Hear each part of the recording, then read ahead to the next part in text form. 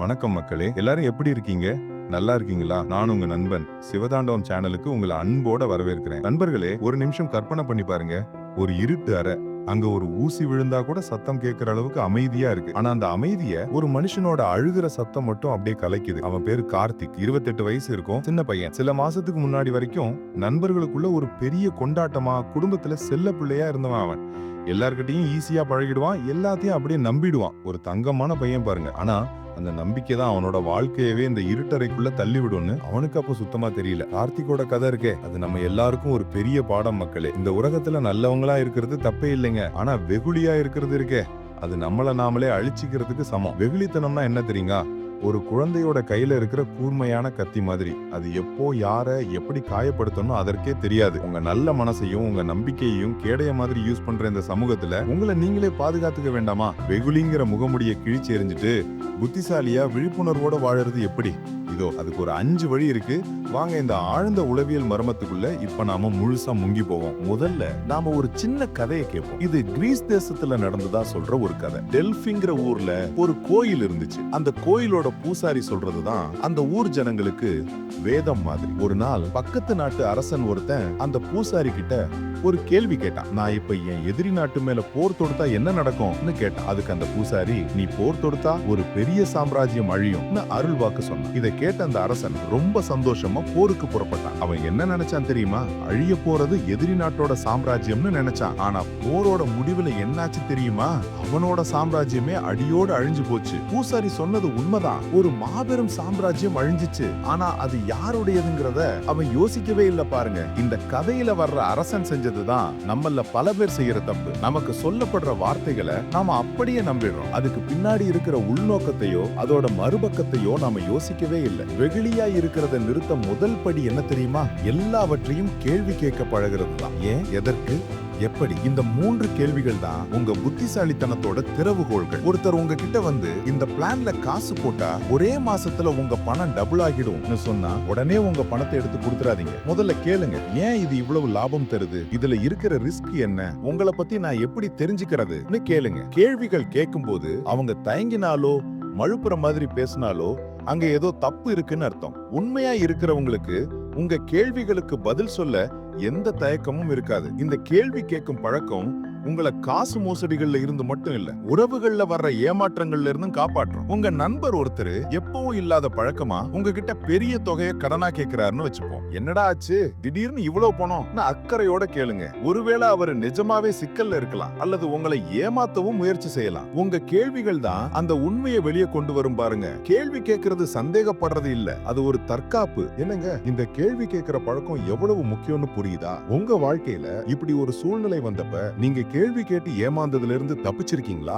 இல்ல கேள்வி கேட்காம ஏமாந்திருக்கீங்களா? உங்க அனுபவத்தை கமெண்ட்ல சொல்லுங்க பாப்போம். இரண்டாவதாக, மனுஷங்களோட கெட்ட பக்கத்தை பத்தி நீங்க கட்டாயமா தெரிஞ்சுக்கணும். நாம எல்லாரும் நல்லவங்கன்னு நம்ம அப்பா அம்மா நமக்கு சொல்லி கொடுத்திருக்கலாம். ஆனா நிஜ உலகம் அப்படி இல்லங்க. இங்க சுயநலத்துக்காக எதையும் செய்ய துணிகிற மனுஷங்க இருக்காங்க. பொறாமை, பேராசை, வஞ்சகம் மாதிரி குணங்கள் மனுஷங்களோட ஒரு பகுதிங்கிறத நீங்க ஏத்துக்கணும். இத நான் உங்களை பயமுறுத்த சொல்லல, உங்களை ஜாக்கிரதையா இருக்க சொல்றேன். சார்லஸ் போன்சின்னு ஒரு பேரு கேள்விப்பட்டிருக்கீங்களா? 1920கள்ல அமெரிக்காவையே ஆட்டி படைச்ச ஒரு பெரிய மோசடியாளன் அவன் மக்கள் கிட்ட உங்க பணத்தை என்கிட்ட கொடுங்க, 45 நாள்ல 50% லாபம் தர்றேன்னு சொன்னான். மக்கள் கூட்டம் கூட்டமா அவங்கிட்ட பணத்தை கொண்டு வந்து கொடுத்தாங்க. எப்படி இது சாத்தியம்னு யாருமே யோசிக்கல பாருங்க. காரணம் என்ன? பேராசை. போன்சி புதுசா வர்றவங்க கிட்ட வாங்குற பணத்தை பழையவங்களுக்கு லாபம்னு சொல்லி கொடுத்துக்கிட்டு இருந்தான். உண்மையில அங்க எந்த ஒரு பிசினஸும் நடக்கல. இது ஒரு சங்கிலி தொடர் மோசடி. கடைசியில இந்த ஏமாற்று வேலை வெளியே வந்தப்ப லட்சக்கணக்கான மக்கள் அவங்க சேமிப்பு முழுவதையும் இழந்துட்டாங்க. போன்சி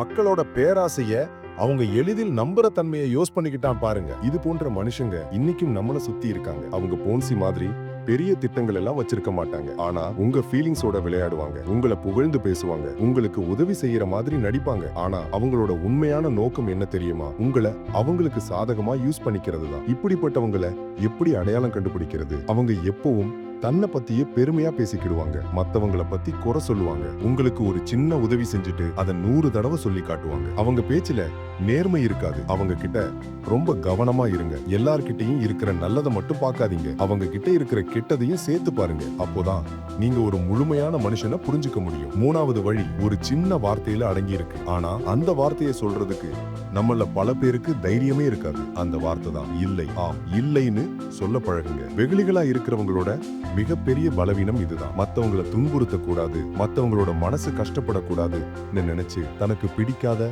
தன்னால முடியாத விஷயங்களுக்கு கூட சரின்னு தலையாட்டிடுவாங்க. உங்களால முடிக்க முடியாத ஒரு வேலையை உங்க பாஸ் உங்ககிட்ட கொடுக்கிறார். உங்களுக்கு விருப்பம் இல்லாத ஒரு இடத்துக்கு உங்க நண்பர்கள் உங்களை கூப்பிடுறாங்க. உங்க சக்திக்கு மீறிய ஒரு உதவிய உங்க உறவினர் கேட்கிறார். இந்த சூழ்நிலைகள்ல நீங்க இல்லைன்னு சொல்ல தயங்கினா நீங்க தான் கடைசியில கஷ்டப்பட போறீங்க. உங்க நேரமும் சக்தியும் பணமும் வீணாகும். எல்லாவற்றுக்கும் மேலாக உங்க மன அமைதி போயிடும். இல்லைன்னு சொல்றது சுயநலம் இல்லைங்க, அது சுய மரியாதை. உங்க எல்லைய நீங்க தான் நிர்ணயிக்கணும். முதல்ல இல்லைன்னு சொல்லும் போது அது உங்களுக்கு குற்ற உணர்வை தரலாம். உங்களை சுத்தி இருக்கிறவங்க உங்களை தப்பா நினைக்கலாம். ஆனா போக போக அவர்களே உங்களை புரிஞ்சுப்பாங்க. உங்க நேரத்துக்கும் உங்க உழைப்புக்கும் மதிப்பு கொடுக்க ஆரம்பிப்பாங்க. எப்படி பொறுமையா இல்ல சொல்றது? மன்னிக்கவும், இப்ப என்னால இதை செய்ய முடியாது, எனக்கு வேற வேலை இருக்குன்னு சொல்லலாம். அல்லது இந்த விஷயத்துல எனக்கு உதவ விருப்பம் தான், ஆனா இது என்னோட கொள்கைகளுக்கு எதிரானதுன்னு விளக்கலாம். நீங்க இல்லைன்னு சொல்லும் போது அதற்கான காரணத்தை சொல்ல வேண்டிய அவசியமே கூட இல்ல. இல்லைங்கிறதே ஒரு முழுமையான பதில் தான். இந்த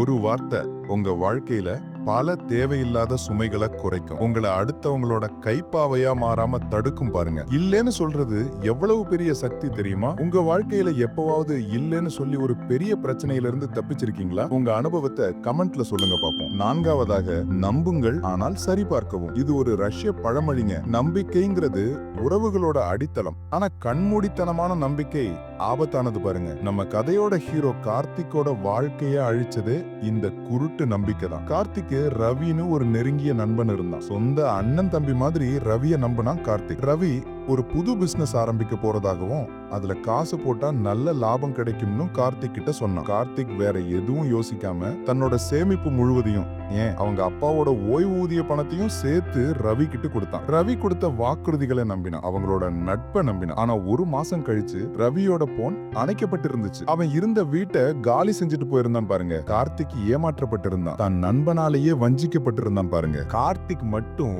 ரவி சொன்ன தொழில் திட்டத்தை பத்தி கொஞ்சம் ஆராய்ந்திருந்தா, அந்த கம்பெனி பதிவு செய்யப்பட்டிருக்கான்னு சரிபார்த்திருந்தா, அல்லது குறைந்தபட்சம் காசு பத்தி ஒரு ஆலோசகர் கிட்ட கருத்து கேட்டிருந்தா இந்த பெரிய நஷ்டத்தை தவிர்த்திருக்கலாம். அவன் நட்பை நம்பினா தப்பில்லை, ஆனா தான் கஷ்டப்பட்டு சம்பாதிச்ச பணத்தை முதலீடு செய்யறதுக்கு முன்னாடி அதை சரிபார்க்க தவறிட்டான். இது பிசினஸ் விஷயத்துல மட்டும் இல்ல, தனிப்பட்ட வாழ்க்கையிலயும் இது பொருந்தும். சமூக வலைதளங்கள்ல அறிமுகமாகிற ஒருத்தரை நம்பி உங்க தனிப்பட்ட விவரங்களை ஷேர் பண்றதுக்கு முன்னாடி அவர் நிஜமாவே யாருங்கிறத சரிபார்க்கணும். ஒரு செய்தியை மத்தவங்களுக்கு ஷேர் பண்றதுக்கு முன்னாடி அதோட உண்மை தன்மையை உறுதிப்படுத்திக்கோங்க. உங்களுக்கு வர்ற மெயில்கள், மெசேஜ்கள், அதுல இருக்கிற லிங்குகளை கிளிக் செய்யறதுக்கு முன்னாடி அது நம்பகமான இடத்துல இருந்து தான் வந்ததாங்கிறத சரிபார்க்கணும். இந்த சரிபார்க்கும் பழக்கம் உங்களை ஏமாற்றங்கள்ல இருந்தும் ஆபத்துகள்ல இருந்தும் பாதுகாக்கும் ஒரு கவசம். இது உங்க நேரத்தை கொஞ்சமா எடுத்துக்கலாம், ஆனா உங்க வாழ்க்கையோட பெரிய சேதங்களை தடுக்கும். பாருங்க, இறுதியாக அஞ்சாவது வழி, உங்க உள்வட்டத்தை, அதாவது உங்க கூட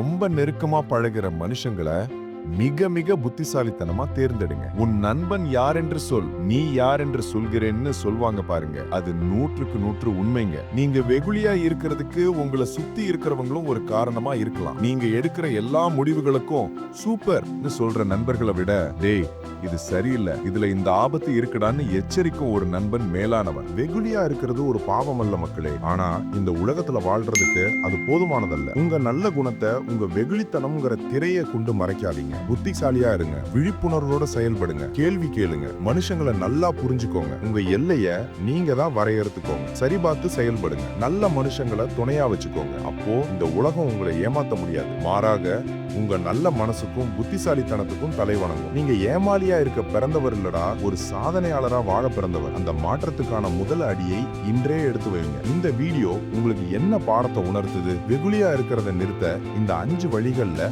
எந்த வழி உங்களுக்கு ரொம்ப பிடிச்சிருக்கு இல்ல நீங்க ஏற்கனவே இதை ஃபாலோ பண்ணி வாழ்க்கையில ஜெயிச்சிருக்கீங்களா? உங்க அனுபவத்தை கமெண்ட்ல சொல்லுங்க பாப்போம். உங்க கருத்துக்களை கேட்க நான் ஆவலா இருக்கேன். இந்த மாதிரி இன்னும் நிறைய சுவாரஸ்யமான வாழ்க்கைக்கு தேவையான விஷயங்களை பத்தி தெரிஞ்சுக்கணுமா? மனித உளவியல், சரித்திர ரகசியங்கள், சுய முன்னேற்ற குறிப்புகள்னு பல விஷயங்களை நம்ம சேனல்ல தொடர்ந்து பேச போறோம். அப்போ என்ன பண்றீங்க? உடனே நம்ம சேனலை சப்ஸ்கிரைப் பண்ணுங்க. இந்த வீடியோ உங்களுக்கு பிடிச்சிருந்தா ஒரு லைக் போடுங்க. உங்க நண்பர்களுக்கும் உறவினர்களுக்கும் ஷேர் பண்ணுங்க. அவங்களும் இந்த ஆழமான விஷயங்களை தெரிஞ்சுக்கட்டும். அடுத்த வீடியோல இன்னும் ஒரு சூப்பரான தகவலோட உங்களை சந்திக்கிறேன். அது வரைக்கும் நான் உங்கள் நண்பன். Tata, bye bye.